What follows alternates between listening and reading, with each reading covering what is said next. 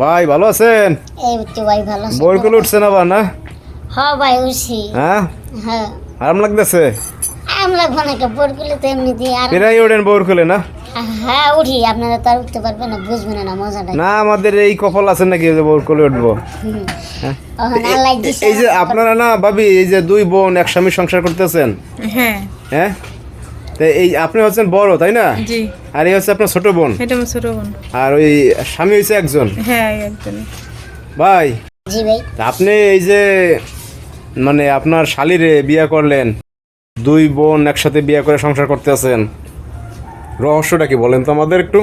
আসলে রহস্যটা হচ্ছে কি আমাদের আমার বড় বোন মানে প্রথম যে বিয়ে করছেন, আচ্ছা বড় বউ, হ্যাঁ ওর আসলে সন্তানাদি হইতেছিল না। পরে আমি ওরে বলছি বুঝাই যে দেখো এই ব্যাপার কতদিন, আমাদের তো একটা ভবিষ্যৎ আছে, আর ছেলে সন্তান না থাকলে আসলে মানে সংসারে একটা অন্যরকম- ভবিষ্যৎ থাকে নাকি? হ্যাঁ অন্যরকম লাগে। পরে আমি ওরা বলার পরে বলছে যে ঠিক আছে তুমি যেহেতু বিয়ে করবা তাহলে তুমি তো দূরের মায় আনবা, আনলে তো মনে করো ঝগড়া ওইডে হইব হেডে হইব, তখন তুমি কেমন করবা?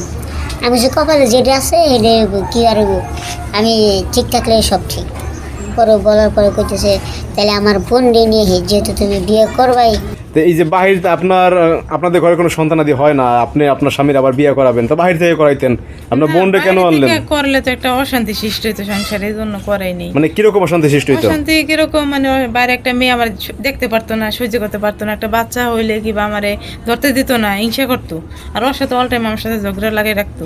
আচ্ছা, আপনি বলতেছেন যে ওই ঘরে যখন সন্তানাদি হইতো তখন হচ্ছে আপনার ধরতে দিত না, হ্যাঁ। আপনার সাথে সংসারে ঝামেলা হইতো, সংসারে অশান্তি হইতো, মানে দেখা যায় কাজ বাজ নিয়েও ঝামেলা হইতো। হ্যাঁ এখন আপনার বোন যেহেতু আছে, এখন সমস্যা হইতেছে না, না না, এই জন্য এখন আমরা সবাই ভালো। আর ওই ঘরে তো সন্তানাদি হয়, এটা আপনি পাইলে বসে বড় করতে পারবেন। হ্যাঁ মানে আমার মনে কোনো থাকবে দুঃখ থাকলো না। দুঃখ থাকবেন, আপনার সন্তান না হইলেও দেখা যায় বোনের সন্তানের নিজের সন্তান মনে করবেন। হ্যাঁ এটা আমি মানুষ করে দিতাম। তো এই জন্য শুধু আপনি আমার বোনটা নিয়ে আসছেন। বুঝাই আমি আর এর আচ্ছা, এই যে আপু, জি ভাই। আপনি যে আপনার দুলাভাইয়ের বিয়ে করলেন, এটা কি আপনি স্বেচ্ছায় করছেন না আপনার বোন কিংবা রাজি করাইছে এই যে মা বাবাই? প্রথম অবস্থায় রাজি ছিলাম না, এখন আর কি রাজি, পরে বোনে কান্নাকাটি করলো, পরে রাজি হয়েছি।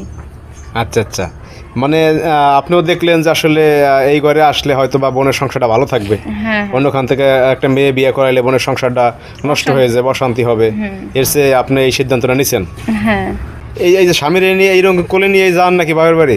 আগে আমার কোলে আর উঠতো, কই না, মানে বিয়ে- এখন আর আমার কোলে ওঠে না, এখন ওরে আনার পরে ওর কোলেই থাকে বেশি। আগে আপনার কোলে উঠতো, হ্যাঁ আমার কোলে বেশি চড়তো, মানে আমার বাপের বাড়ি গেলে আমার কোলে করেই যাইতো। এখন এই ছোট বড় কোলে ওঠে? হ্যাঁ সব সময় আমার কোলে উঠে। ভাই জি ভাই। দোয়া করি আপনার লাইগা আপনি কোলে উঠেন, ঠিক আছে? তো দর্শক ভাইরা, আপনাদের কোনো কিছু বলার থাকলে অবশ্যই আপনারা কমেন্টস বক্সে এসে বলতে পারেন। সবাই ভালো থাকবেন, আল্লাহ হাফেজ সবাইকে।